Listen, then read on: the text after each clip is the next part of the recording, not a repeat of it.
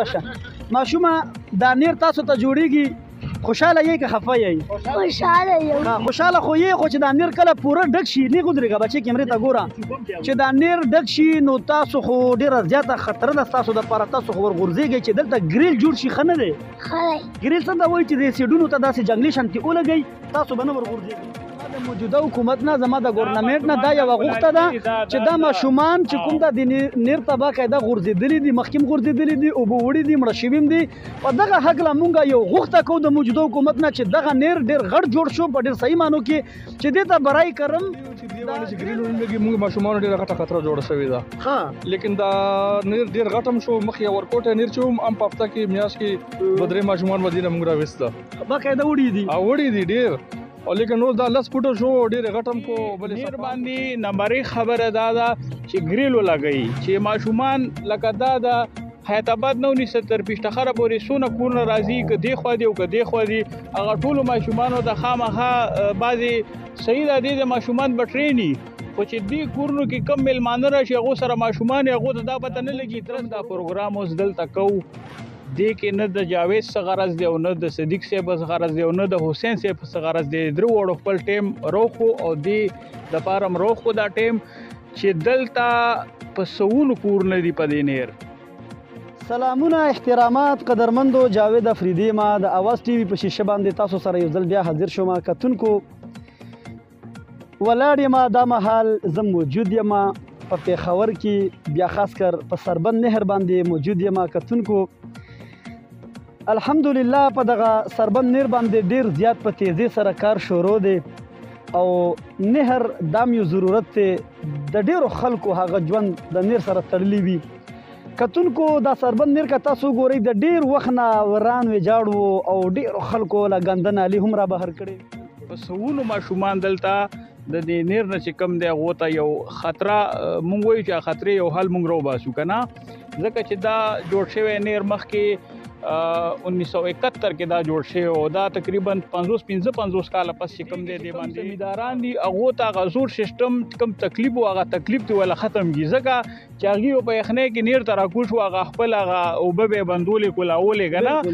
ټیکنیکل طریقه نن سبا دنیا ډېره مخکې ده، هغه بره نه دی بټن وایي او کولاوی دی بس زمیندارانو ته چې تکلیف نه چې بره نه داسې یو سیسټم وکړي ایز ټیکنیکل چې هغه لاندې راکوزېدل نه چې بره نه دی اوبه بندۍ کولاوی چې هغه چې څومره د زمیندارو د چې څونه سپلی ده چې هغه سپلی کې ورته مشکلات نه وي.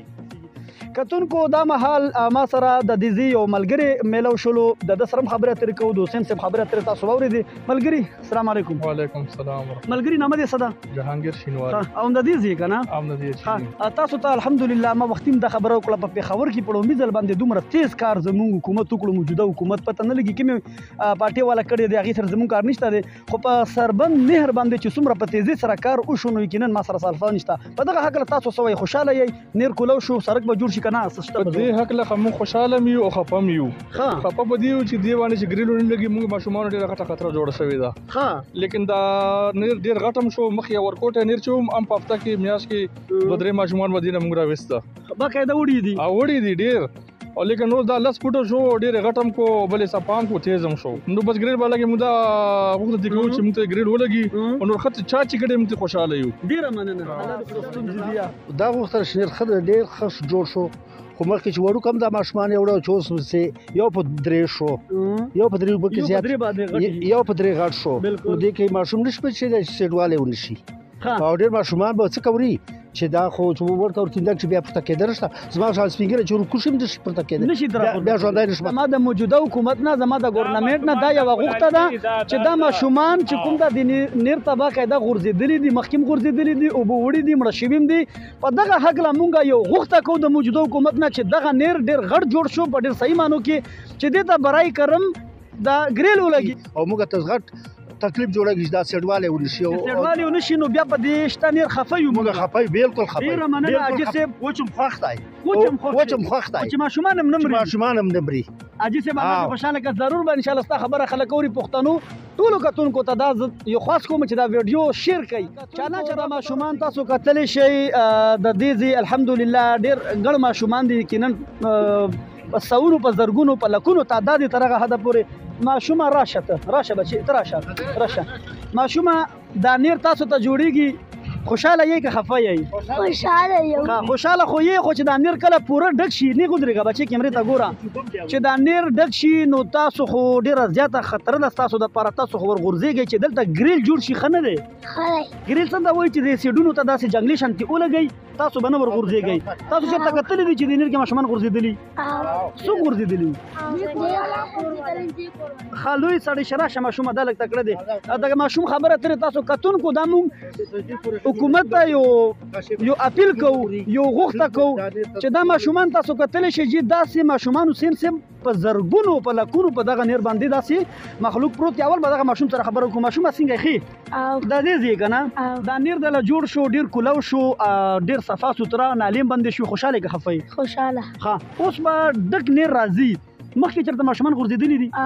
نو اوس خو نور هم غټ شو کولو شو پلن شو ډک به یي اوس خو به یې نه ډېره خطره یي اوس خفه یي که خوشحاله یي اوس خفه چې ګرل لګي ښه چې ګرلو لګي ضروري دی که ښه جي کتونکو د ماشومانو خبرې ما د دې د وجې نه تاسو سره شریکې کړې چې تاسو ته په خپله باندې پته ولګي چې کولوم شو یا وشو خو بس دا یو سهولت چې پکې بل دغه کې دا ګریل چې کوم دی که نه دې کې ډېر ماشومان مخکې هم پرېوتي وو اوس هم ډېره خطره پیش وي که نه تاسو په یاداشت کې د نیر څه ماشومان مخکې وړي دي بالکل وړي بالکل خطره بالکل غټه خطره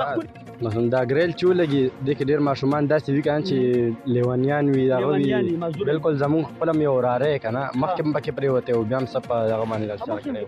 ډېر خو ښه وشول چې پوه شو که نه خو اصلا کې همدا کوم څه ایډوانس چې دا ونه لګېږي نو ماشومانو ته ډېر زیات تکلیف دی پوه شي که دا ماشوم ور ولوېدو نو دغه بچ کېدل کوم نشته او نه څوک ورکوزېدی شي داسې ایډوال ونه لګېږي نو ماشومانو ته څنګه چې غټو ته تکلیف دی حاجي صاحب درته ووایه چې مطلب په دا نیر جوړولو باندې خوشحال یو که خفه یو پرې نه ښه خوشحال یو دا باندې خو چې سیډونه ولګي خو چې سیډ ولګېږي چې سیډ ونه لګېږي دا ډېر د حاجي صاحب خبره ترې تاسو واورېدې د حسین صاحب په نګرانۍ کې موږ دغه پروګرام وکړو په امید ساتم تاسو به ضرور خوښ کړي قدرمندو زموږ د اواز ټي وي مقصد دا دی چې موږ د هر چا اواز هغه اوچت کړو او په سکرین باندې